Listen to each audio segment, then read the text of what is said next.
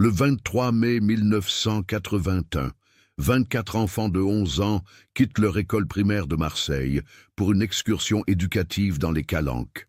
Le soir même, seulement 12 enfants rentrent chez eux.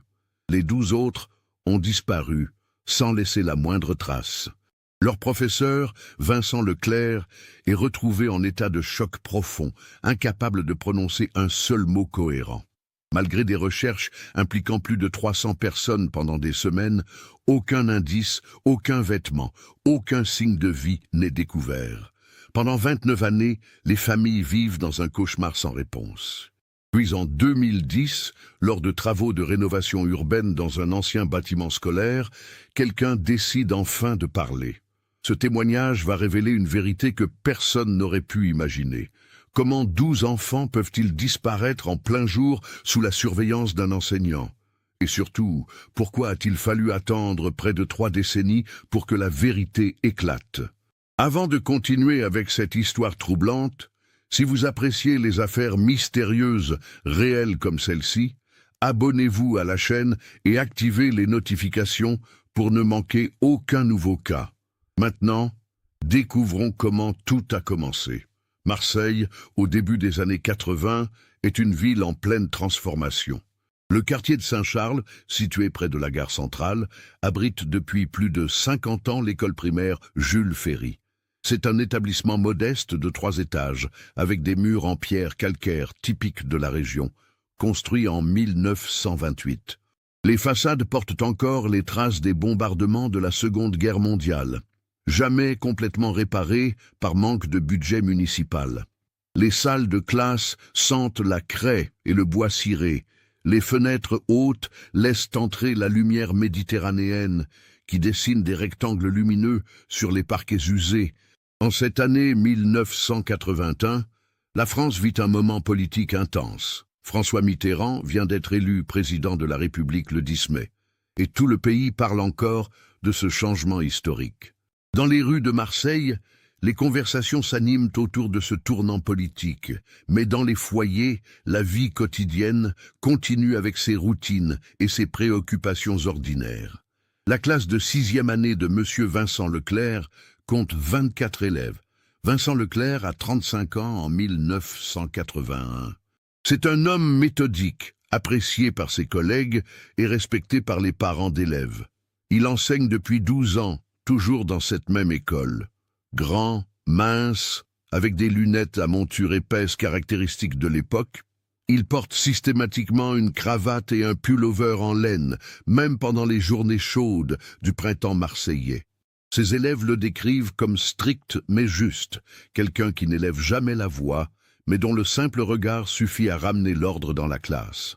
Parmi ses élèves, Sophie Laroche est une fillette discrète aux cheveux châtains, coupés au carré, qui porte toujours des lunettes rondes et passe ses récréations à lire dans un coin de la cour. Elle vit avec sa mère, Hélène, infirmière à l'hôpital de la Conception, et son père, Daniel, employé au dock du port. Ils habitent un petit appartement de 3 pièces au 4e étage d'un immeuble de la rue Nationale. Sophie est fille unique, et ses parents travaillent dur pour lui offrir une éducation qu'ils n'ont pas eu la chance d'avoir. La meilleure amie de Sophie est Claire Beaumont, son exact opposé. Claire est extravertie, toujours souriante, avec de longues boucles blondes et une énergie débordante. Elle vit dans une maison avec jardin du quartier de Bonneveine, dans une famille plus aisée. Son père, Antoine Beaumont, est comptable dans une entreprise d'import-export, et sa mère, Martine, ne travaille pas et s'occupe de Claire et de ses 2 petits frères. Malgré leurs différences sociales, Sophie et Claire sont inséparables depuis la maternelle. L'école Jules Ferry compte également Marcel Girard comme concierge et homme d'entretien. En 1981, Marcel a 39 ans. C'est un homme trapu, aux mains calleuses, qui travaille dans cet établissement depuis 1975. Il connaît chaque recoin du bâtiment, chaque fissure dans les murs, chaque grincement des vieilles portes. Les enfants le trouvent un peu bourru, mais Marcel est simplement quelqu'un de peu bavard, qui préfère la compagnie de ses outils à celle des gens. Il vit seul dans un petit studio de la rue d'Aubagne, à 15 minutes à pied de l'école. Marcel est veuf depuis 1978, sa femme étant décédée d'un cancer. Ils n'ont jamais eu d'enfant. La directrice de l'école, Madame Geneviève Arnaud, a 52 ans. C'est une femme autoritaire qui dirige l'établissement d'une main de fer depuis 1976. Elle est connue pour sa rigueur administrative et son souci constant de maintenir la réputation de l'école. Chaque mois, elle organise des réunions avec les enseignants pour discuter des progrès des élèves et planifier les activités éducatives. Au printemps 1981, Monsieur Leclerc propose d'organiser une sortie éducative dans les Calanques, ces formations rocheuses spectaculaires qui bordent la côte méditerranéenne entre Marseille et Cassis. Il a déjà organisé cette excursion les 2 années précédentes sans le moindre problème. L'objectif pédagogique est d'étudier la géologie locale, la faune et la flore méditerranéenne. Les parents signent les autorisations, enthousiastes à l'idée que leurs enfants découvrent ce patrimoine naturel exceptionnel. Le matin du 23 mai 1981 est une journée typique du printemps marseillais. Le ciel est d'un bleu intense, sans le moindre nuage. La température atteint déjà 22 degrés à 8 heures du matin, promettant une journée chaude. Les cigales ont commencé leur chant matinal dans les arbres de la cour d'école. À 8h30 précise, les 24 enfants se rassemblent devant l'entrée de l'école Jules Ferry. Ils portent tous des sacs à dos contenant leur pique-nique, une bouteille d'eau et un cahier pour prendre des notes. Sophie Laroche porte un short bleu marine et un t-shirt blanc avec des rayures rouges. Claire Beaumont a mis sa robe d'été préférée, jaune pâle avec de petites fleurs blanches. Les autres enfants sont tout aussi excités, bavardant et riant, impatients de commencer l'aventure. Monsieur Leclerc fait l'appel nominal de chaque élève, cochant les noms sur sa liste, attachée à une planchette en bois. Il porte un pantalon beige, une chemise blanche et son éternel pullover gris. Autour de son cou pend un sifflet argenté qu'il utilise pour rassembler les enfants lors des sorties. Il compte les élèves une première fois, 24, puis une seconde fois pour être certain. 24 enfants présents. Madame Arnaud, la directrice, sort de son bureau pour donner les dernières recommandations. Elle rappelle à Monsieur Leclerc qu'il doit être de retour avant 16h30, que les enfants doivent rester groupés en permanence et qu'il doit appeler l'école depuis une cabine téléphonique s'il y a le moindre problème. Elle remet à l'enseignant une enveloppe contenant de la monnaie pour les appels d'urgence et le numéro de téléphone direct de son bureau. Marcel Girard observe la scène depuis la loge du concierge, située juste à côté du portail principal. Il a ouvert les grandes portes en fer forgé quelques minutes plus tôt. Il remarque que M. Leclerc semble légèrement nerveux, vérifiant plusieurs fois sa liste et sa montre. Marcel trouve cela normal pour quelqu'un qui s'apprête à gérer 24 enfants excités pendant toute une journée. À 8h45, le groupe monte dans un autocar de la compagnie de transport locale. Le véhicule, un modèle Saviem des années 70 de couleur crème et orange, est conduit par Robert Castellane, un chauffeur expérimenté de 53 ans qui travaille pour les écoles marseillaises depuis 20 ans. Les enfants s'installent bruyamment, se disputant les places près des fenêtres. Sophie et Claire s'assoient ensemble à mi-hauteur du bus, côté droit. Monsieur Leclerc s'installe à l'avant, juste derrière le chauffeur, d'où il peut surveiller l'ensemble du groupe.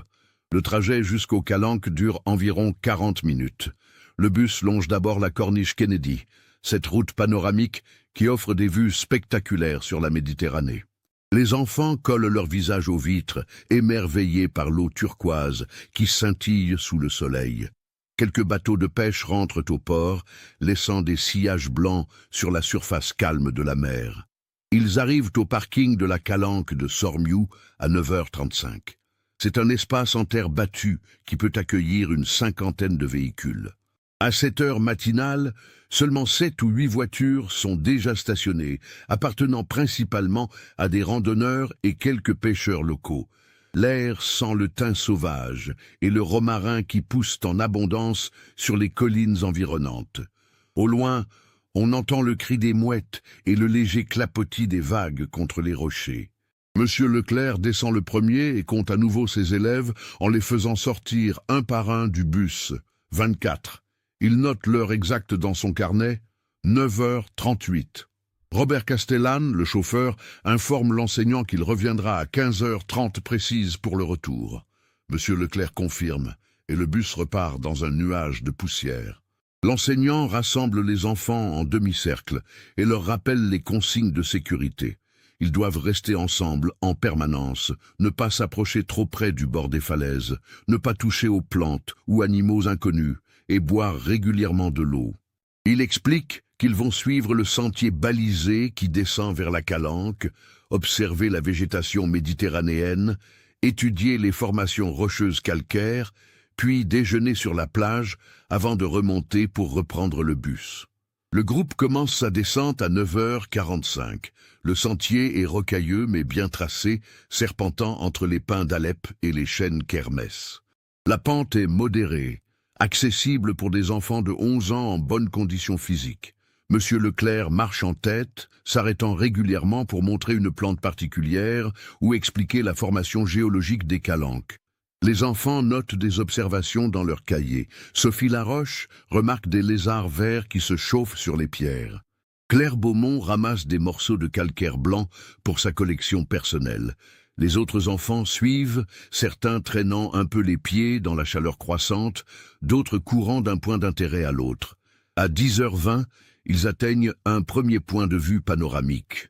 De là, on peut observer toute la Calanque, l'eau cristalline, les falaises blanches qui plongent dans la mer, et au loin, les îles du Frioul. Monsieur Leclerc en profite pour faire une pause. Les enfants s'assoient sur les rochers, boivent de l'eau et profitent du spectacle. L'enseignant compte à nouveau ses élèves. 24. Tout va bien. Ils reprennent la descente à 10h35. Le sentier devient un peu plus raide à mesure qu'ils s'approchent du niveau de la mer. À un moment, le chemin se divise en deux. Le sentier principal, bien balisé avec des marques de peinture rouge, continue vers la gauche en zigzag. Un autre sentier, moins évident, part vers la droite à travers une zone plus rocheuse. Une petite pancarte en bois indique que le sentier de droite est fermé pour travaux de sécurisation. Monsieur Leclerc choisit évidemment le sentier principal de gauche. Il fait signe aux enfants de le suivre, mais dans l'excitation et la chaleur, le groupe s'étire progressivement. Certains enfants sont à moins de 5 mètres derrière l'enseignant, d'autres traînent à 15 ou 20 mètres. Sophie et Claire marchent ensemble, environ à mi-chemin du groupe. C'est à ce moment précis, à 10h47 selon les témoignages ultérieurs reconstitués, que tout bascule. Mais personne ne s'en rend compte immédiatement. Le groupe continue d'avancer, chacun concentré sur où il met les pieds sur le terrain accidenté. Monsieur Leclerc atteint la plage de la Calanque à 11h05. C'est une petite plage de galets blancs, bordée de chaque côté par d'impressionnantes falaises calcaires. L'eau est d'une clarté parfaite, permettant de voir les poissons nager près du rivage. Quelques personnes sont déjà installées sur la plage. Un couple âgé sous un parasol, 3 jeunes hommes qui préparent leur équipement de plongée, et une famille avec 2 petits-enfants. L'enseignant se retourne pour rassembler ses élèves et organiser le pique-nique. C'est à cet instant qu'il réalise que quelque chose ne va pas. Il compte les enfants autour de lui. 12. Il compte à nouveau, pensant s'être trompé. 12. Son cœur commence à battre plus vite. Il regarde vers le sentier, s'attendant à voir les autres arriver. Personne. Il crie leur nom. Pas de réponse. Il demande aux 12 enfants présents où sont les autres. Personne ne sait. Tout le monde pensait que le reste du groupe était devant ou derrière. Monsieur Leclerc sent la panique monter.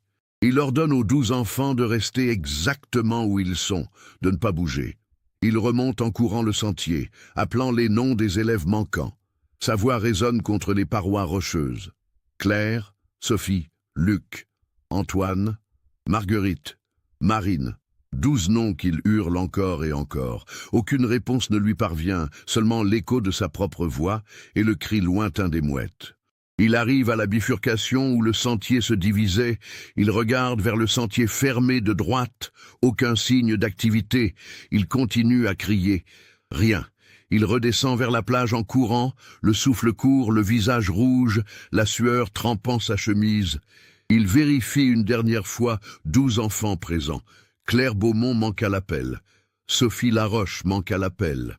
10 autres enfants manquent à l'appel. À 11h15, Monsieur Leclerc demande à un des jeunes plongeurs s'il peut utiliser sa voiture pour aller appeler la police. L'homme, voyant l'état de panique de l'enseignant, accepte immédiatement.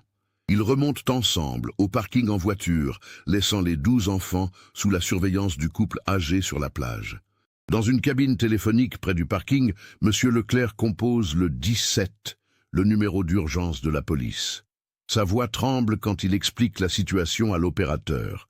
12 enfants ont disparu quelque part sur le sentier des Calanques.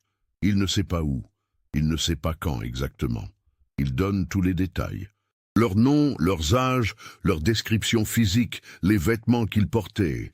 À 11h32, la première patrouille de gendarmerie arrive sur place. À 11h50, 6 autres véhicules de police sont stationnés dans le parking. À 12h15, les équipes de recherche et de sauvetage en montagne sont déployées. À 13h, un hélicoptère de la gendarmerie nationale survole la zone. Entre-temps, les 12 enfants présents sont interrogés un par les enquêteurs. Aucun ne peut expliquer exactement ce qui s'est passé. Certains disent qu'ils pensaient que les autres étaient devant. D'autres affirment qu'ils croyaient que le reste du groupe les suivait. Personne n'a entendu de cris. Personne n'a vu quoi que ce soit d'anormal. C'est comme si 12 enfants s'étaient évaporés dans l'air chaud de cette matinée de mai. Monsieur Leclerc est en état de choc. Il répète sans cesse « Je les ai comptés. 24. Ils étaient 24. » Les gendarmes lui posent des dizaines de questions. À quelle heure exactement ont-ils quitté le parking? Où était-il quand il a réalisé la disparition? Combien de temps s'est écoulé entre le départ du parking et l'arrivée sur la plage? Avait-il remarqué quelque chose d'inhabituel? Quelqu'un suivait-il le groupe? L'enseignant essaie de répondre, mais ses souvenirs sont déjà confus. Le traumatisme commence à fragmenter sa mémoire des événements. Il se souvient de la bifurcation du sentier. Il se souvient d'avoir pris à gauche. Mais après, tout devient flou. À 14h30, les premières familles commencent à arriver, alertées par la police. Hélène et Daniel Laroche arrivent dans leur vieille Peugeot 304 bleue, le visage marqué par l'angoisse. Antoine et Martine Beaumont débarquent dans leur Renault 16 grise, Martine en larmes avant même de sortir du véhicule. Les autres parents se succèdent, créant une scène de chaos émotionnel dans le parking. Les recherches se poursuivent jusqu'à la tombée de la nuit. Plus de 200 personnes ratissent les sentiers, les zones rocheuses, les grottes naturelles de la région. Des plongeurs explorent les eaux au pied des falaises, craignant que les enfants soient tombés et se soient noyés. Rien. Aucune trace, aucun vêtement, aucun objet personnel, aucun signe de lutte ou d'accident. Le soir du 23 mai, à 20h30, 12 enfants rentrent chez eux avec leurs parents traumatisés. 12 autres restent portés disparus, et personne ne comprend comment c'est possible. Les jours qui suivent, le 23 mai 1981, se transforment en un cauchemar éveillé pour 12 familles marseillaises. Le 24 mai au matin, les recherches reprennent avec une ampleur sans précédent. Le préfet des Bouches-du-Rhône mobilise tous les moyens disponibles. 300 gendarmes, pompiers, bénévoles et membres de la protection civile peignent méthodiquement chaque mètre carré des Calanques dans un rayon de 5 km autour du dernier point connu du groupe. Des chiens pisteurs sont amenés depuis Lyon. On leur fait sentir les vêtements des enfants disparus, conservés précieusement par les parents. Les chiens suivent des pistes qui s'arrêtent inexplicablement au milieu de nulle part, comme si les enfants s'étaient volatilisés. Les maîtres chiens, pourtant expérimentés, ne peuvent donner aucune explication rationnelle à ce phénomène. L'inspecteur Jean-Marc Fontaine, 42 ans, de la police judiciaire de Marseille, prend la direction de l'enquête criminelle le 25 mai. C'est un homme aux cheveux grisonnants, au visage marqué par 20 ans de carrière, à résoudre les affaires les plus sombres de la cité phocéenne. Il a travaillé sur des enlèvements, des homicides, des disparitions inquiétantes. Mais jamais il n'a été confronté à quelque chose d'aussi incompréhensible que 12 enfants qui disparaissent simultanément sans laisser la moindre trace. Sa première hypothèse est l'enlèvement collectif, Mais comment enlever 12 enfants en plein jour, sur un sentier fréquenté, sans que personne ne voie ou n'entende quoi que ce soit? Il interroge tous les randonneurs, pêcheurs et visiteurs présents dans les calanques ce jour-là. 27 personnes sont identifiées et questionnées. Aucune n'a remarqué quoi que ce soit d'anormal. Personne n'a vu de véhicule suspect. Personne n'a croisé un groupe d'enfants non accompagnés. L'inspecteur Fontaine interroge longuement M. Leclerc. L'enseignant a été hospitalisé le soir du 23 mai pour un choc nerveux sévère. Il reste 2 jours à l'hôpital de la Timone, sous observation psychiatrique. Quand Fontaine peut enfin lui parler, le 26 mai, Leclerc est un homme brisé. Il répète inlassablement les mêmes phrases, comme un disque rayé. Ils étaient là, puis ils n'étaient plus là. Je ne comprends pas, je les avais comptés. L'enquêteur essaie de reconstituer minute par minute la matinée du 23 mai. Mais les souvenirs de Leclerc sont fragmentés, contradictoires. Parfois il dit qu'il marchait devant le groupe, parfois il affirme qu'il était au milieu. Les 12 enfants rescapés sont interrogés séparément, en présence de psychologues spécialisés dans l'audition des mineurs. Leurs témoignages sont tout aussi flous et incohérents. Le 27 mai, les médias nationaux s'emparent de l'affaire. Les journaux télévisés de 20h sur TF1 et Antenne 2 ouvrent sur la mystérieuse disparition des 12 enfants de Marseille. Des photos des disparus sont diffusées partout. Le standard téléphonique de la gendarmerie est submergé d'appels. Des dizaines de témoignages arrivent, mais tous se révèlent être des confusions ou de fausses alertes. Hélène Laroche, la mère de Sophie, ne dort plus. Elle passe ses nuits à marcher dans l'appartement, regardant fixement la chambre vide de sa fille. Le lit est fait, les poupées sont rangées sur l'étagère, les livres sont alignés sur le bureau. Tout est exactement comme Sophie l'a laissé le matin du 23 mai. Hélène refuse de toucher à quoi que ce soit, comme si garder la chambre intacte pouvait ramener sa fille. Elle a demandé un congé sans solde à l'hôpital. Elle ne peut pas travailler, elle ne peut pas penser à autre chose qu'à Sophie. Daniel, son mari, réagit différemment. Il s'investit corps et âme dans les recherches. Chaque jour, il part à l'aube vers les calanques avec d'autres parents et des bénévoles. Ils explorent des zones que la police a déjà fouillées, espérant trouver ce que les professionnels ont manqué. Ils appellent les noms des enfants jusqu'à en perdre la voix. Ils regardent dans chaque grotte, derrière chaque rocher, sous chaque buisson. Rien, toujours rien. Martine Beaumont, la mère de Claire, sombre dans une dépression profonde. Elle est hospitalisée en psychiatrie début juin après une tentative de suicide. Elle ne supporte pas l'idée que sa fille puisse être quelque part, effrayée, en danger, l'appelant à l'aide, alors qu'elle ne peut rien faire. Son mari Antoine doit s'occuper seul de leurs 2 jeunes fils, tout en maintenant son travail. La famille se disloque sous le poids du chagrin. L'école Jules Ferry rouvre après 2 semaines de fermeture. Une cellule psychologique est mise en place pour les élèves et le personnel. Beaucoup d'enfants, même ceux qui n'étaient pas dans la classe de M. Leclerc, développent des troubles anxieux, des cauchemars, des peurs irrationnelles. Les 12 rescapés de l'excursion sont particulièrement affectés. Certains refusent de retourner à l'école. D'autres développent un sentiment de culpabilité incompréhensible, comme s'ils étaient responsables de ne pas avoir remarqué plus tôt la disparition de leurs camarades. M. Vincent Leclerc ne retourne jamais enseigner. Il est placé en arrêt maladie longue durée. Les rumeurs circulent rapidement dans le quartier de Saint-Charles. Certains l'accusent de négligence criminelle. D'autres murmurent des théories plus sombres. Des graffitis apparaissent sur les murs près de son domicile. Où sont les enfants? Leclerc assassin. Il doit déménager discrètement en juillet pour échapper au lynchage médiatique et social. Marcel Girard, le concierge de l'école, observe tout cela avec une tristesse silencieuse. Il continue son travail quotidien, nettoyant les salles de classe, réparant les fenêtres cassées, tondant la pelouse de la petite cour. Mais quelque chose a changé en lui. Il devient encore plus renfermé, parlant à peine même aux enseignants qu'il connaît depuis des années. Lors de son entretien avec l'inspecteur Fontaine, le 30 mai, il déclare n'avoir rien remarqué d'inhabituel le matin du 23 mai. Le groupe est parti à l'heure prévue. Monsieur Leclerc semblait normal. Les enfants étaient excités, mais bien disciplinés. Rien de plus à signaler. Madame Arnaud, la directrice, fait face à une pression administrative énorme. Le rectorat de l'Académie d'Aix-Marseille ouvre une enquête interne pour déterminer si les protocoles de sécurité ont été respectés. Les autorisations parentales sont examinées. Les assurances sont contactées. Des avocats commencent à être consultés par certaines familles qui envisagent des poursuites contre l'éducation nationale.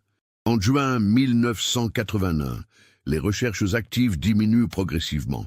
Il n'y a plus rien à chercher. Chaque centimètre carré a été exploré plusieurs fois. Les grottes sous-marines ont été fouillées par des plongeurs professionnels.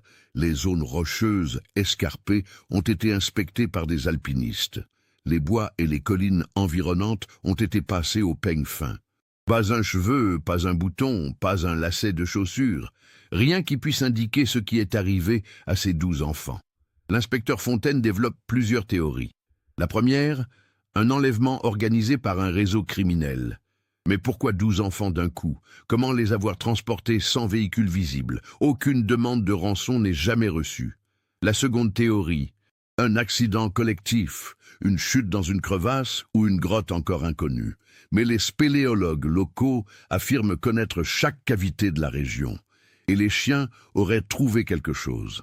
La troisième théorie, une fugue collective, aussi improbable que cela paraisse. Mais 12 enfants de 11 ans ne peuvent pas survivre seuls, sans ressources et sans être repérés quelque part. Aucune de ces théories ne tient vraiment debout. Fontaine se retrouve face à une impossibilité logique. Les enfants ne peuvent pas avoir disparu, et pourtant, ils ont disparu. En juillet, certaines familles organisent des cérémonies commémoratives, sans corps, sans tombe, juste des rassemblements pour pleurer ensemble. D'autres refusent catégoriquement. Tant qu'il n'y a pas de preuve de décès, il y a de l'espoir. Hélène Laroche fait partie de ce second groupe. Elle continue de mettre le couvert pour Sophie chaque soir.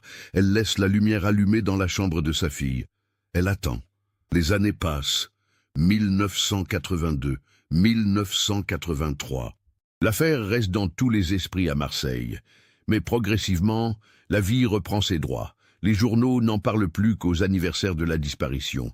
Puis même ces articles deviennent plus rares. En 1986, 5 ans après les faits, une déclaration judiciaire d'absence est prononcée pour les 12 enfants.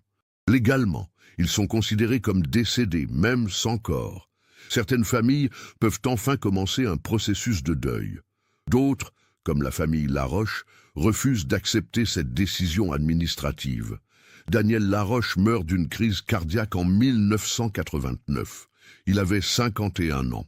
Les médecins parlent de cause naturelle, mais tous ceux qui le connaissaient savent que c'est le chagrin qui l'a tué. Hélène se retrouve seule dans l'appartement de la rue Nationale, avec les fantômes de son mari et de sa fille. Monsieur Leclerc vit reclus dans un petit village de Provence, loin de Marseille. Il ne parle à personne de son passé. Il survit avec sa petite pension d'invalidité. Parfois, la nuit, il se réveille en sueur, croyant entendre les voix des enfants l'appeler.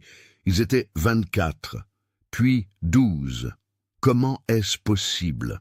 L'inspecteur Fontaine prend sa retraite en 1995. L'affaire des 12 enfants disparus reste le seul échec complet de sa carrière. Il a gardé toutes les pièces du dossier dans son bureau personnel. Parfois, il les ressort, les relit, cherchant ce qu'il a pu manquer, il n'a jamais trouvé. En 2000, presque 20 ans après la disparition, l'école Jules Ferry subit une première vague de rénovation.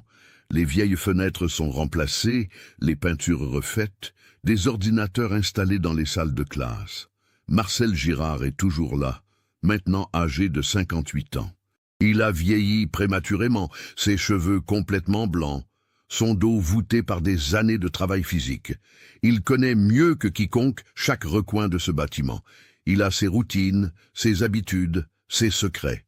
En janvier 2010, 29 ans après la disparition, la ville de Marseille lance un vaste programme de rénovation urbaine dans le quartier de Saint-Charles.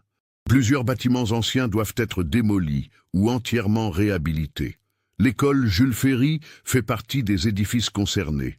Les bâtiments annexes, construits dans les années 60 et jugés vétustes et dangereux, doivent être rasés pour faire place à des structures modernes répondant aux normes de sécurité actuelles. Marcel Girard a maintenant 68 ans.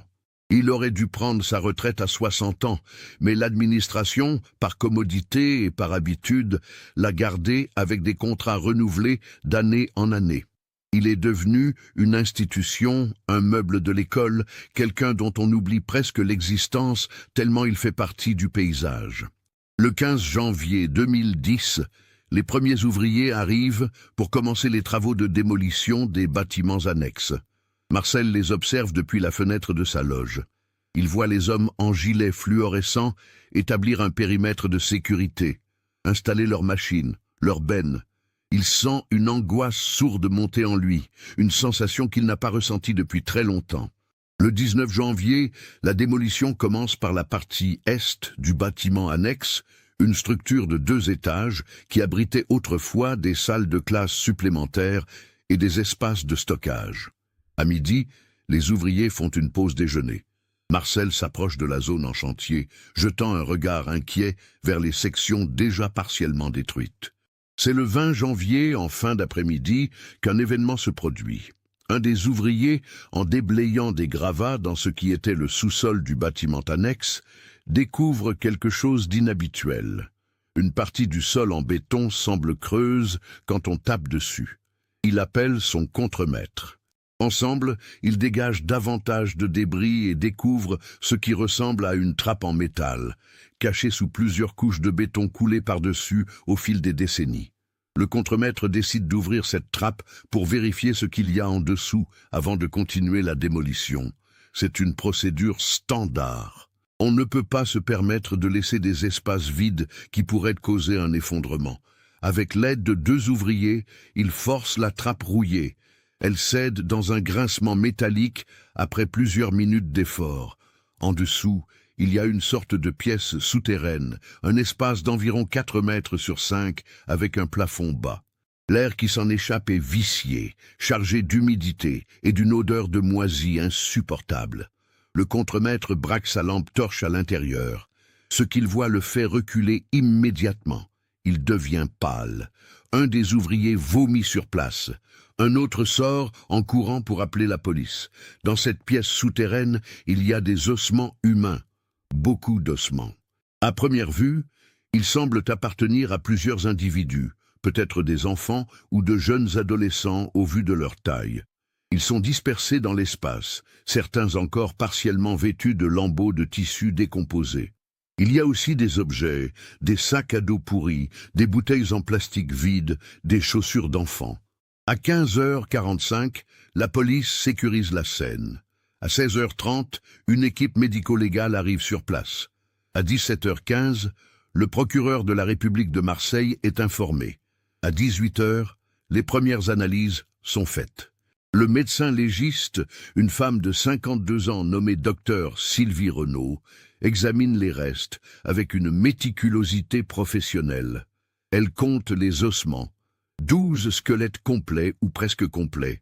Tous semblent appartenir à des enfants d'environ 10 à 12 ans au moment du décès. L'état de décomposition et les conditions de conservation sont cohérents avec un enterrement ou une réclusion depuis environ 25 à 30 ans.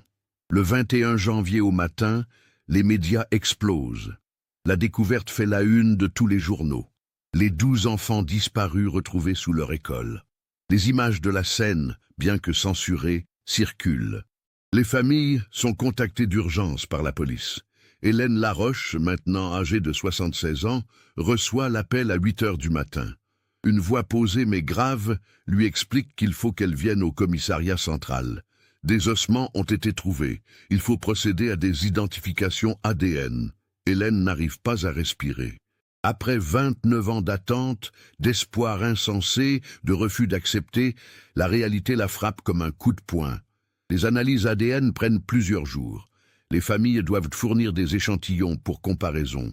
Le processus est long, minutieux. Le 26 janvier, les résultats tombent.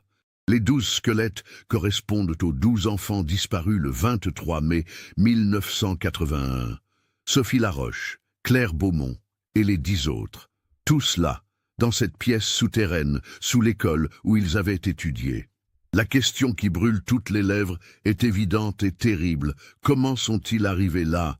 Qui les y a mis? Et surtout, y sont-ils morts immédiatement ou ont-ils survécu un certain temps, prisonniers dans le noir, mourant lentement de faim, de soif, de terreur? L'enquête criminelle est rouverte immédiatement. Une équipe de 10 enquêteurs est mobilisée, le juge d'instruction désigné est Madame Claire Dubois, une magistrate réputée pour sa rigueur. Elle a 54 ans et a traité certaines des affaires criminelles les plus complexes de la région.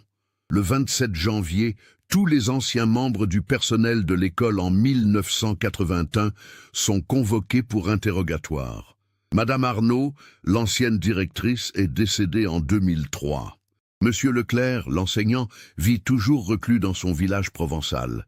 Il est interrogé, mais son état mental fragile et ses souvenirs confus le rendent peu utile à l'enquête. Les autres enseignants de l'époque ne peuvent fournir aucune information pertinente. Marcel Girard est convoqué le 28 janvier à 9 heures du matin. Il arrive au commissariat vêtu de son vieux manteau gris, marchant lentement avec sa canne. Son visage est celui d'un homme épuisé par les ans et par quelque chose de plus profond. Il est reçu par 2 enquêteurs dans une salle d'interrogatoire standard.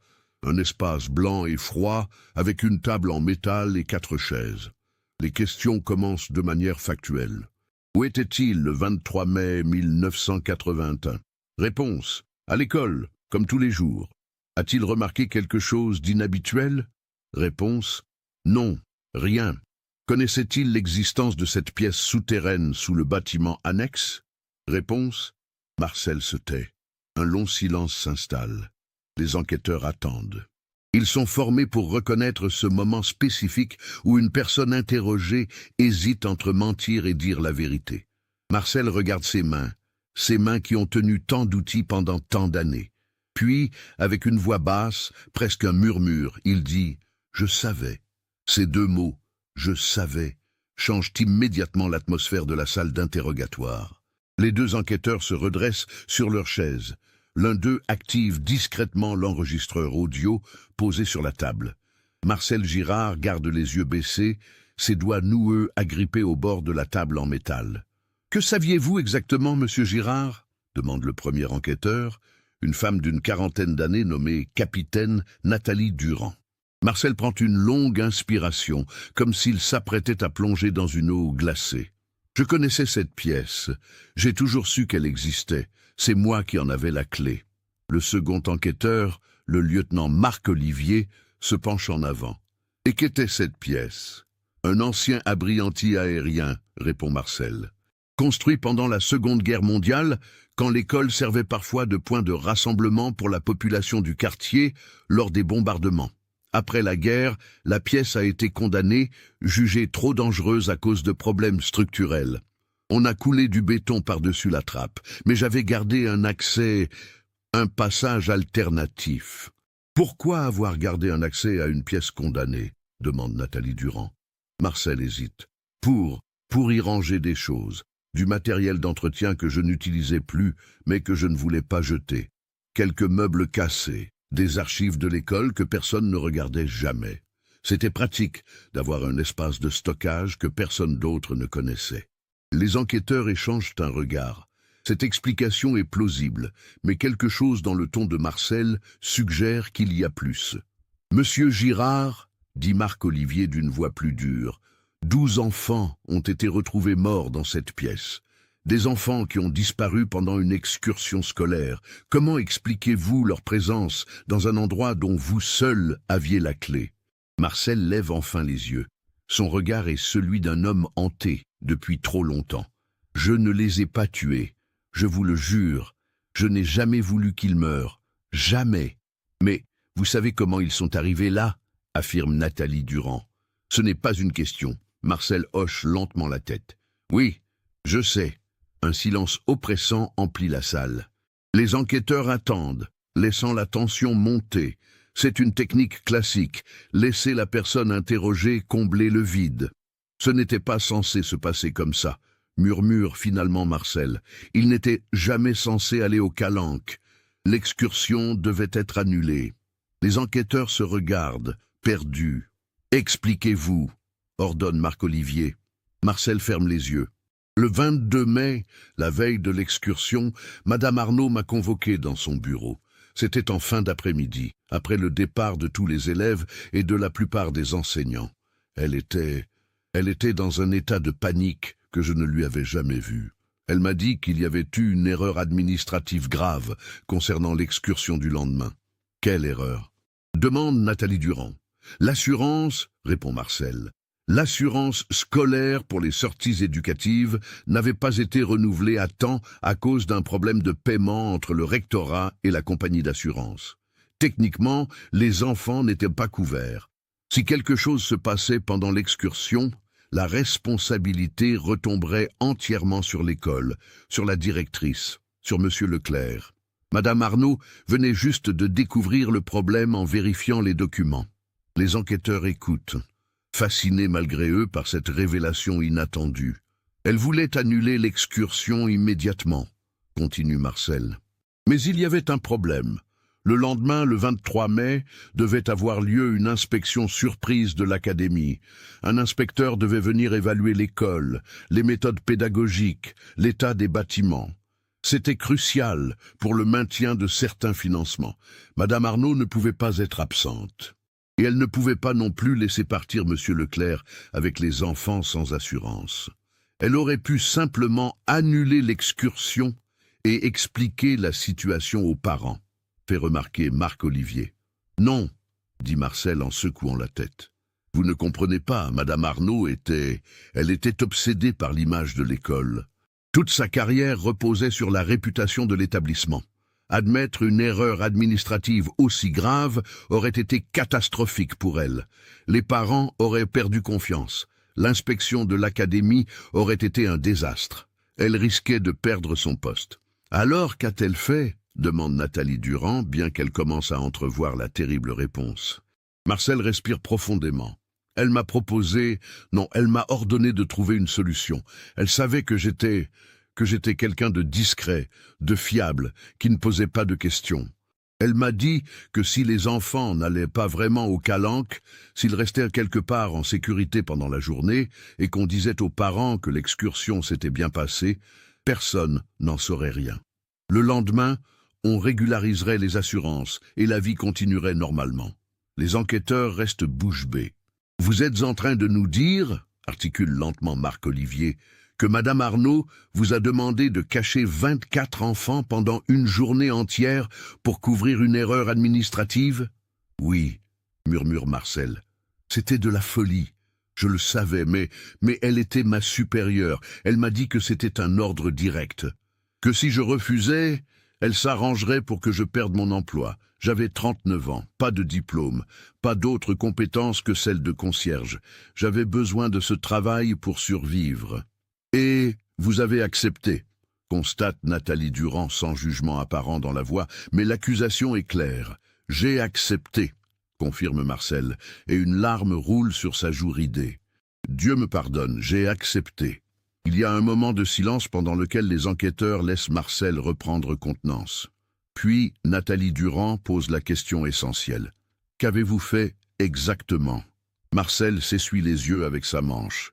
Le 23 mai au matin, le plan était simple. Les enfants partiraient avec Monsieur Leclerc, comme prévu. Mais au lieu d'aller au Calanque, le chauffeur du bus devait les ramener discrètement à l'école par une autre entrée, celle du bâtiment annexe qui donnait sur une petite rue latérale. Moi, j'attendrais là-bas. On ferait entrer les enfants dans le sous-sol, dans la pièce souterraine que j'avais préparée.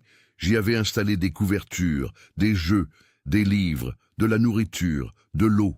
Je leur dirais que c'était une partie spéciale de l'excursion, une sorte de jeu de cache-cache géant. Ils resteraient là quelques heures, pendant que l'inspection se déroulait à l'école principale. Puis, dans l'après-midi, on les ferait ressortir discrètement, remonter dans le bus, et on raconterait à tout le monde qu'ils revenaient des Calanques. Mais ça ne s'est pas passé comme ça, dit Marc-Olivier. Non, répond Marcel dans un souffle, ça ne s'est pas passé comme ça du tout. Les enquêteurs attendent. Marcel prend son temps, rassemblant ses souvenirs de cette journée cauchemardesque. Le matin, je suis arrivé à l'école très tôt, vers 6 heures. J'ai préparé la pièce souterraine. J'ai descendu des sacs de provisions, des bouteilles d'eau, des couvertures, même une petite radio à pile pour que les enfants ne s'ennuient pas. J'ai vérifié que tout était prêt. Puis, j'ai attendu. À 8h45, le bus est parti avec les enfants et Monsieur Leclerc. Madame Arnaud m'avait assuré que le chauffeur, Robert Castellane, était au courant du plan. Elle lui avait parlé la veille, lui expliquant qu'il s'agissait d'une activité pédagogique spéciale. Castellane devait emmener le bus faire un tour de la ville pour que Monsieur Leclerc et les enfants croient vraiment partir au Calanque, puis revenir discrètement à l'école par l'arrière. Mais, encourage Nathalie Durand. Mais, continue Marcel, sa voix se brisant, Castellane n'a jamais reçu ses instructions, ou bien Madame Arnaud ne lui a jamais parlé, ou bien il n'a pas compris. Je ne sais pas. Ce que je sais, c'est que le bus est vraiment parti au Calanque, avec tous les enfants, avec Monsieur Leclerc.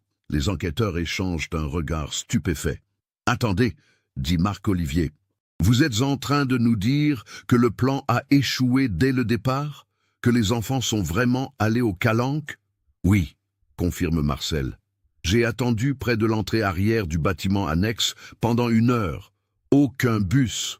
J'ai commencé à paniquer. J'ai essayé de joindre Madame Arnaud, mais elle était en réunion avec l'inspecteur de l'académie. Impossible de la déranger. J'ai attendu encore. Rien. Que s'est-il passé ensuite ? Demande Nathalie Durand. Marcel déglutit péniblement.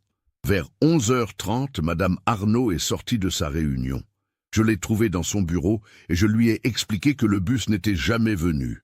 Elle est devenue livide. Elle a immédiatement compris qu'il y avait eu un problème de communication. Elle a essayé d'appeler le chauffeur, mais à l'époque, il n'y avait pas de téléphone portable, pas de moyen de les joindre. Elle a commencé à paniquer vraiment. C'est à ce moment-là que le premier appel de la police est arrivé, continue Marcel. Monsieur Leclerc venait de signaler la disparition de 12 enfants au Calanque. Madame Arnaud a pris l'appel. Je la voyais à travers la vitre de son bureau. Son visage était celui de quelqu'un qui réalise que sa vie vient de basculer dans le cauchemar. « Attendez, interrompt Marc-Olivier.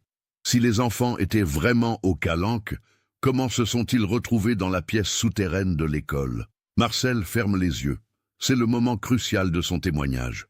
Parce qu'ils n'ont jamais disparu au Calanque. C'est ça le secret, c'est ça le mensonge.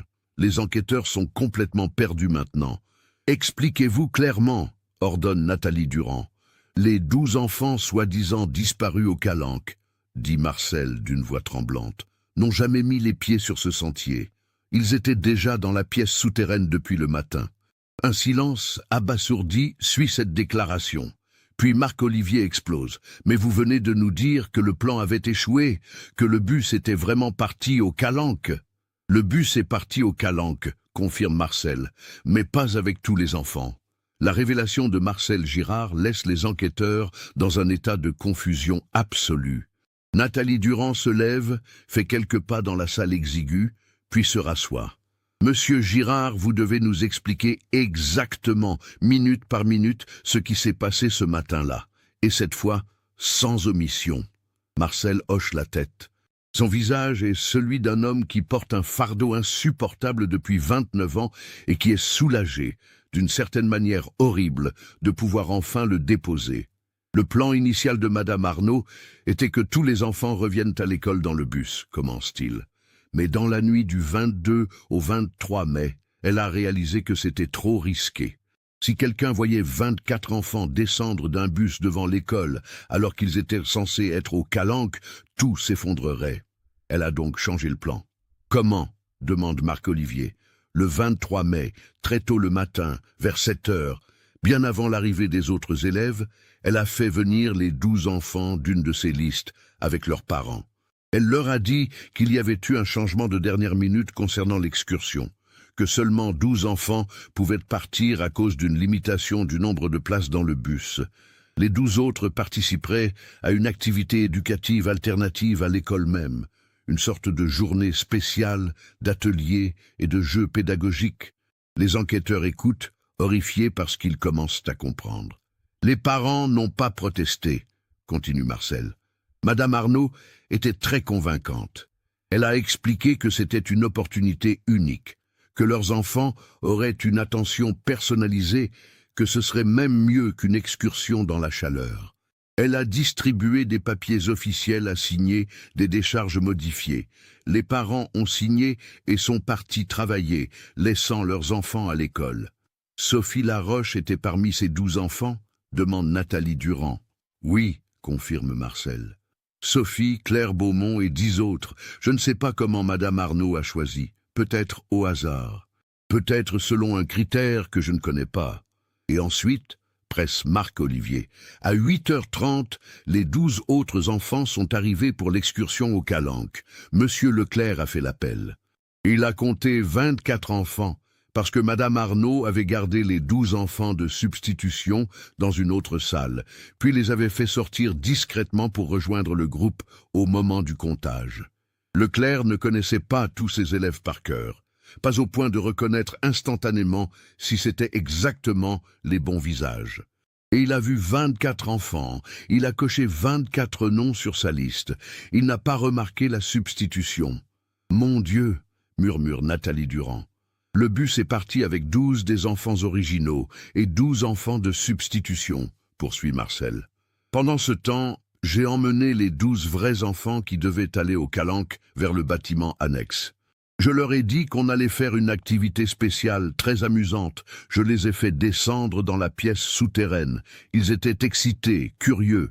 C'était comme une aventure pour eux. « Et vous les avez enfermés » dit Marc Olivier, la voix dure. Je leur ai dit que c'était un jeu, se défend faiblement Marcel, que je reviendrais les chercher dans quelques heures, qu'ils devaient être sages et tranquilles. J'ai fermé la trappe, j'ai bloqué l'autre accès, je pensais vraiment revenir 2 heures plus tard. Mais vous n'êtes jamais revenu, constate Nathalie Durand. Marcel secoue la tête, les larmes coulant librement maintenant. Quand l'appel de la police est arrivé à 11h30, signalant que 12 enfants avaient disparu au Calanque, Madame Arnaud a complètement paniqué. Elle m'a attrapé par le bras, m'a tiré dans son bureau, a fermé la porte. Elle était hystérique. Elle répétait « Que s'est-il passé? Comment est-ce possible ?» Je ne comprenais pas non plus, continue Marcel. Selon son plan, les 12 enfants de substitution devaient rester avec Monsieur Leclerc toute la journée, rentrer avec lui. Comment avaient-ils pu disparaître? C'est là que tout s'est éclairci d'une manière horrible, dit-il. Madame Arnaud a téléphoné à Robert Castellane, le chauffeur. Elle l'a joint à une cabine près des Calanques. Elle lui a posé des questions confuses, essayant de comprendre, et Castellane lui a expliqué ce qui s'était passé. Marcel prend une grande inspiration. Au départ des Calanques, quand il était temps de remonter dans le bus à 15h30, seulement 12 enfants sont revenus. Monsieur Leclerc était en état de choc, incapable d'expliquer clairement ce qui s'était passé. Castellane a supposé que les 12 autres avaient eu un accident ou s'étaient perdus sur le sentier. Il ne pouvait pas savoir que les 12 enfants manquants n'étaient jamais censés être là en premier lieu. « Attendez !» interrompt Nathalie Durand. « Vous êtes en train de nous dire que les 12 enfants de substitution se sont réellement perdus ou ont disparu au Calanque ?»« Non !» répond Marcel. « C'est ça, l'horrible vérité. Les 12 enfants de substitution n'ont jamais disparu. Ils étaient les 12 qui sont rentrés avec le bus. » Les enquêteurs mettent un moment à comprendre l'ampleur de ce que Marcel vient de révéler. Marc Olivier articule lentement « Vous voulez dire que les 12 enfants qui sont rentrés des Calanques ce soir-là n'étaient pas les 12 disparus ?» Exactement, confirme Marcel. Madame Arnaud avait créé 2 groupes. Le groupe A, les 12 enfants qui devaient aller au Calanque selon le plan original. Le groupe B, les 12 enfants de substitution qui devaient rester à l'école. Mais elle a inversé les groupes au dernier moment. Elle a envoyé le groupe B au Calanque et gardé le groupe A à l'école. Quand le groupe B est revenu des Calanques, tout le monde a cru que c'étaient les survivants du groupe A. Mais les parents, objecte Nathalie Durand, les parents auraient reconnu leurs propres enfants. Les parents du groupe A pensaient que leurs enfants étaient au Calanque, explique Marcel. Quand la nouvelle de la disparition est arrivée, Ils ont été contactés en tant que parents d'enfants disparus. Ils n'ont jamais vu les enfants qui sont revenus parce qu'ils étaient trop occupés à les chercher dans les calanques. Les parents du groupe B ont récupéré leurs enfants le soir même. Ils savaient que leurs enfants étaient revenus sains et saufs. Mais ils croyaient que leurs enfants avaient participé à la journée d'activité spéciale à l'école, pas qu'ils étaient allés aux calanques. « C'est impossible », dit Marc-Olivier. « Comment Madame Arnaud a-t-elle pu coordonner une telle confusion ?»« Elle n'a pas eu besoin de coordonner grand-chose, » répond Marcel. « Le chaos a fait le travail pour elle. » Quand la nouvelle de la disparition s'est répandue, tout était confusion. Les noms sur les listes étaient mélangés. Les témoignages étaient contradictoires. Madame Arnaud a simplement laissé tout le monde croire ce qu'il voulait croire. Elle a manipulé les documents administratifs. Elle a dit aux parents du groupe B de ne parler à personne de la journée spéciale à l'école, que c'était pour éviter la jalousie des autres parents. Ces familles n'ont jamais su que leurs enfants étaient officiellement listés comme ayant participé à l'excursion aux calanques.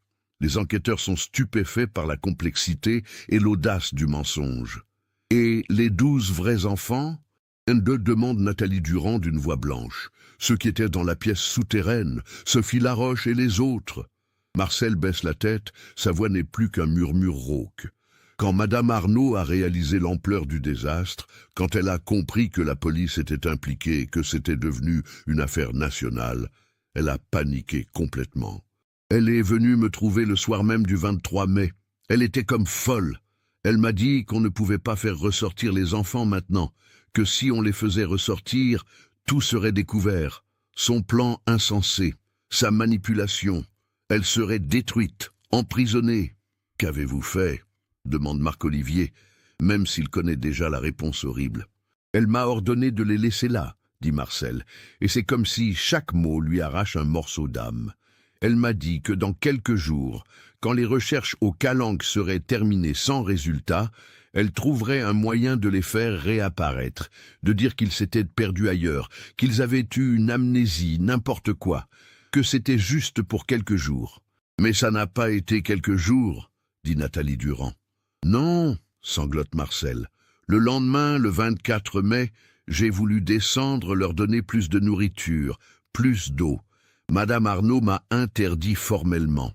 Elle disait que c'était trop risqué, qu'avec tous les policiers et les journalistes autour de l'école, quelqu'un pourrait me voir. Elle disait d'attendre encore un peu. Le 25 mai, j'ai essayé de la raisonner.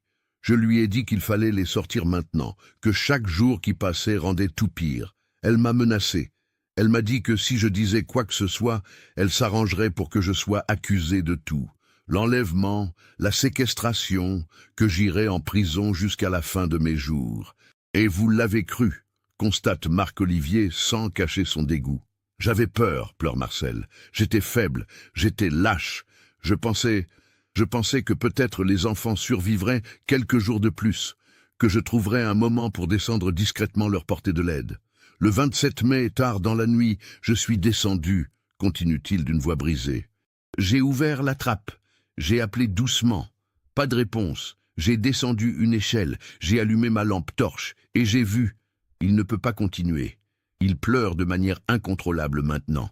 Ils étaient tous morts, termine Nathalie Durand pour lui. Les 12 enfants étaient morts. Marcel hoche la tête.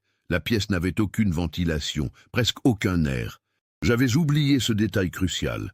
Avec 12 enfants enfermés là-dedans, l'oxygène s'est épuisé rapidement. Ils sont morts asphyxiés. Probablement dans les 24 premières heures, peut-être même plus tôt. « Qu'avez-vous fait » demande Marc-Olivier. « J'ai remonté l'échelle, » dit Marcel. « J'ai refermé la trappe.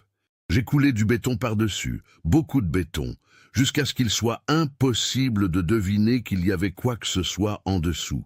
Puis j'ai vécu avec ça, chaque jour, chaque nuit, pendant 29 ans. Et Madame Arnaud ?» demande Nathalie Durand. « Elle n'a jamais su qu'ils étaient morts ?» répond Marcel. Ou peut-être qu'elle s'en doutait, mais ne voulait pas savoir. On n'en a jamais reparlé. Jamais. Pendant des années, on s'est croisés tous les jours dans cette école et on a fait comme si rien ne s'était passé. Comme si 12 enfants n'étaient pas morts à cause de nos décisions. de notre lâcheté. Un long silence emplit la salle d'interrogatoire. Puis, Marc-Olivier pose une dernière question. Les 12 enfants qui sont rentrés des Calanques ce soir-là, ceux du groupe B, savaient-ils quelque chose? Non, répond Marcel. Ils croyaient vraiment avoir passé la journée aux Calanques avec M. Leclerc. Madame Arnaud leur avait fait répéter une histoire, des détails à raconter s'ils étaient interrogés. Elle leur avait dit que c'était un jeu, un test de mémoire. Ces enfants ont vécu toute leur vie en croyant qu'ils avaient survécu à une tragédie mystérieuse, alors qu'en réalité, ils n'ont jamais été en danger. Les vraies victimes étaient celles qui étaient censées rentrer chez elles ce soir-là, mais qui sont mortes enfermées sous leur école. Le témoignage de Marcel Girard déclenche une onde de choc dans toute la France. Les médias relaient l'histoire avec une intensité rarement vue. Ce n'est plus seulement une affaire de disparition résolue, c'est la révélation d'une manipulation systémique, d'une dissimulation qui a duré 3 décennies, d'une culpabilité partagée qui a détruit plus de vies que celle des 12 enfants morts. Le 29 janvier 2010, Marcel Girard est placé en garde à vue. Il est accusé de séquestration ayant entraîné la mort, de non-assistance à personne en danger et de dissimulation de cadavres. Son avocat plaide la contrainte et la manipulation, arguant que Madame Arnaud était la véritable responsable, mais les faits sont là. Marcel a enfermé 12 enfants dans une pièce sans ventilation et les y a laissés mourir. Madame Geneviève Arnaud est décédée en 2003. Elle ne peut donc pas être jugée, mais son nom est désormais synonyme de l'une des pires tragédies éducatives de l'histoire française. Les enquêteurs fouillent dans ses archives personnelles, retrouvent des documents qui confirment le témoignage de Marcel, des notes manuscrites, des listes de noms, des brouillons de plans. Tout est là, méticuleusement préservé, comme si une partie d'elle savait que la vérité finirait par émerger. Le 31 janvier, les 12 survivants de l'excursion de 1981 sont contactés par la police. Ils ont maintenant 40 ans. Certains vivent encore à Marseille, d'autres se sont dispersés à travers la France et le monde. On leur explique la vérité.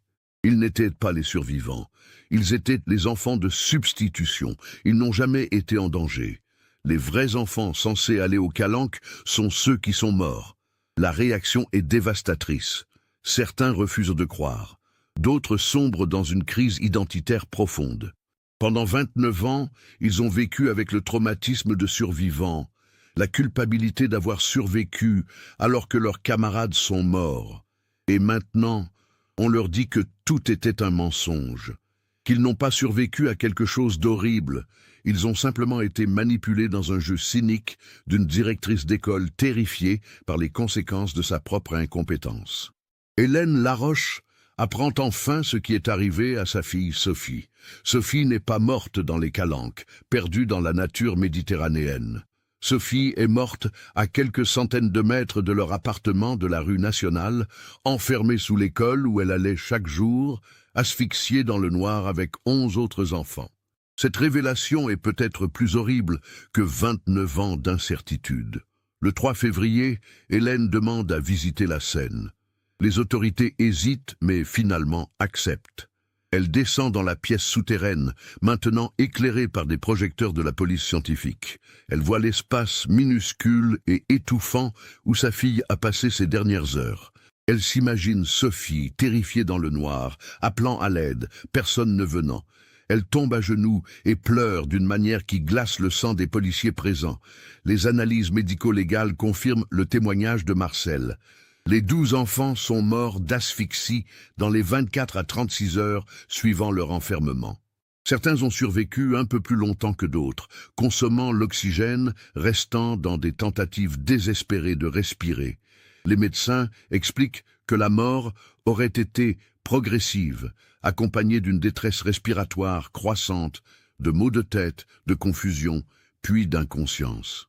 C'est une consolation terrible, mais nécessaire pour les familles. Leurs enfants n'ont probablement pas souffert longtemps. L'hypoxie aurait induit une sorte d'état comateux avant la fin. Le procès de Marcel Girard commence en septembre 2010.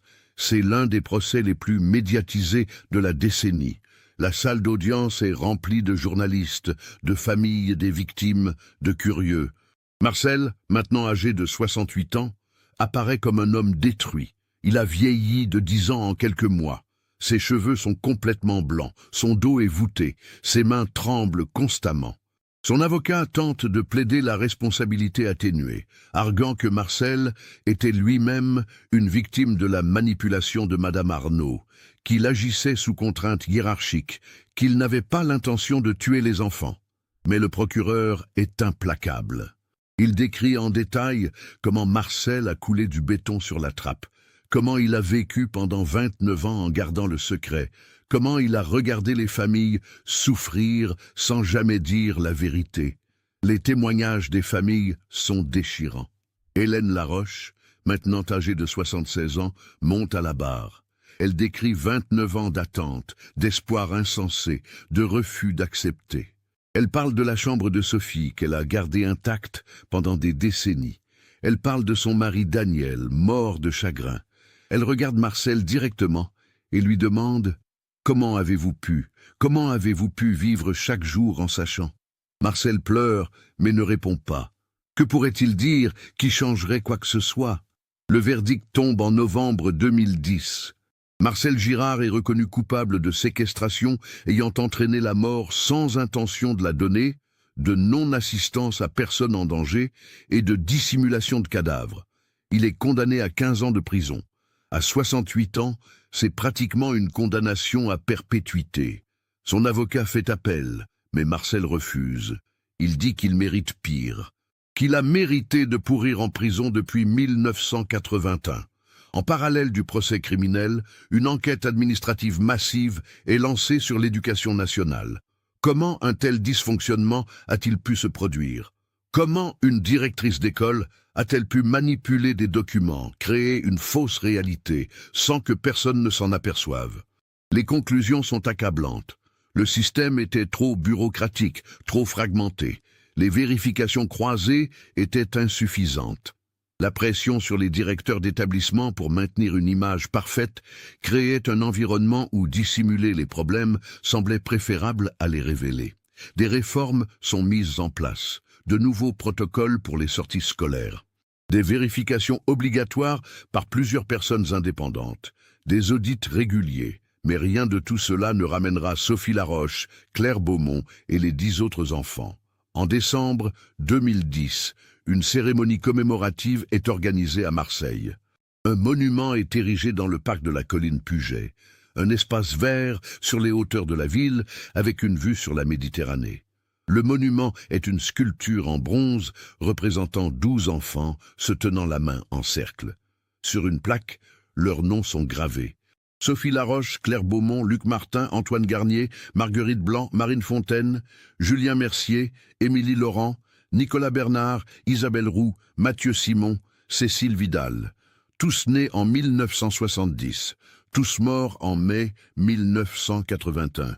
Tous à cause d'une série de décisions insensées prises par des adultes qui auraient dû les protéger. Les 12 personnes qui étaient les survivants pendant 29 ans assistent à la cérémonie. C'est étrange et douloureux pour eux.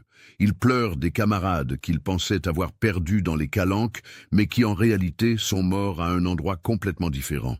Ils pleurent aussi la perte de leur propre identité, de la narration qui a défini leur vie pendant 3 décennies. Hélène Laroche vit encore. À 76 ans, elle a finalement pu faire son deuil de Sophie, même si ce deuil est compliqué par la connaissance horrible des circonstances réelles de sa mort. Elle visite le monument chaque semaine, dépose des fleurs fraîches, parle doucement à Sophie comme si sa fille pouvait l'entendre. Vincent Leclerc meurt en 2011, 6 mois après le procès, d'une pneumonie. Il avait 65 ans. Certains disent que c'est la révélation de la vérité qui l'a tué. Pendant 29 ans, il a vécu en croyant qu'il était responsable de la disparition de 12 enfants. Puis, il a appris que ses enfants n'ont jamais été sous sa garde, qu'il a été manipulé, qu'il était une victime autant qu'un acteur de cette tragédie. Son esprit, déjà fragile, n'a pas supporté cette révélation finale. Marcel Girard est incarcéré à la prison des Baumettes à Marseille. Il passe ses journées dans sa cellule, lisant, écrivant des lettres d'excuses aux familles que la plupart refusent de lire. Il ne reçoit jamais de visite. En 2013, 3 ans après sa condamnation, il meurt d'un arrêt cardiaque dans sa cellule. Il avait 71 ans. Certains pensent que c'est un suicide déguisé, une manière pour lui de choisir enfin sa sortie. D'autres disent simplement que son cœur, rongé par la culpabilité, a simplement cessé de battre.